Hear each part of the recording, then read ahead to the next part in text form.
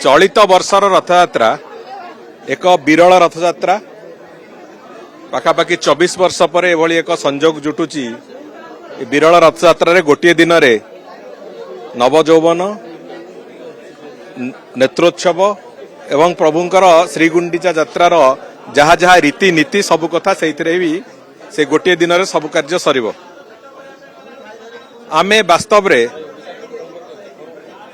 से संपर्क रे आज परिचालना समिति मंदिर परिचालना समिति रे जो सेवायत बंधु माने अछंती सेमानंक सहित माननीय मुख्यमंत्री को उपस्थित रे गोटे थर आज आलोचना हला एवं विशेष करिकी स्नान यात्रारु नीलाद्री विजे पर्यंत जो सेवायत बंधु माने विशेष करी दैतापति निजोगर जो प्रमुख काम से माने निर्वाहन करती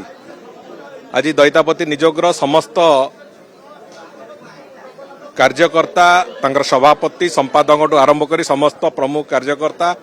समस्त बाड़ग्राही माने समस्तंकर उपस्थिति रे आज रथयात्रा केमिति सुरुखुर रे हबो रथयात्रा जेमिति ठीक ढंग रे हबो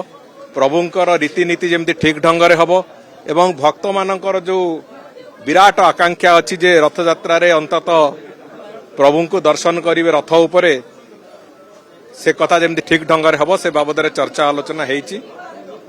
एवं समस्त सेवायत बंधु माने दैतापति निजोगर बंधु माने समस्ते एक कथा उपरे पूरा दृढ़ता देखैचंती जे सेमानंकर योजना सरीची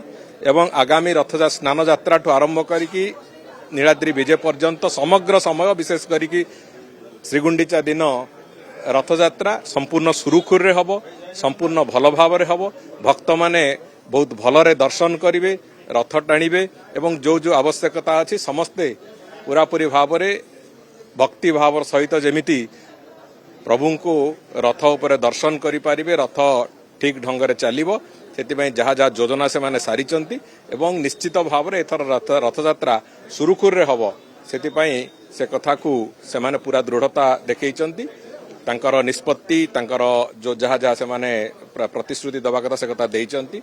एवं आगामी दिन रे हमर समस्तक आशा अछि जे प्रभु श्री जगन्नाथक करुणारु तांक कृपारु निश्चित भाव में चलित वर्षर रथयात्रा सफल हम देखो से बाबद में गतकाली चर्चा आलोचना होता जो मैंने से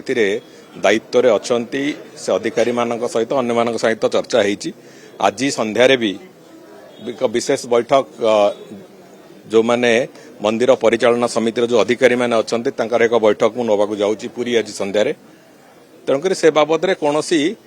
अघटन भगवान कृपारू है ना कि हबार ना भगवान चाहूले बोली चारिद्वार खोलाई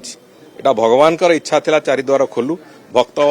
भगवान को भितर कौन प्रकार बाधा विघ्न बंधक न रहू आज समान कथा हेछि चारिद्वार खोलिबा फल रे अंततः भक्त प्रभु को दर्शन करने को मन खोलिकी हृदय खोलिकी जाई पारुची तेणु करी कौन प्रकार अघटन हब नाही एवं जेहेतु 4 दिन कंजिक्यूटिव छुट्टी थिला आज पर्यंत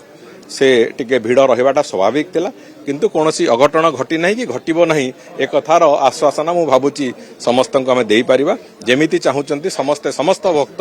आसंतु आगुरु जेमिति आपण माने भक्त माने आपण मानक जरिया रे मु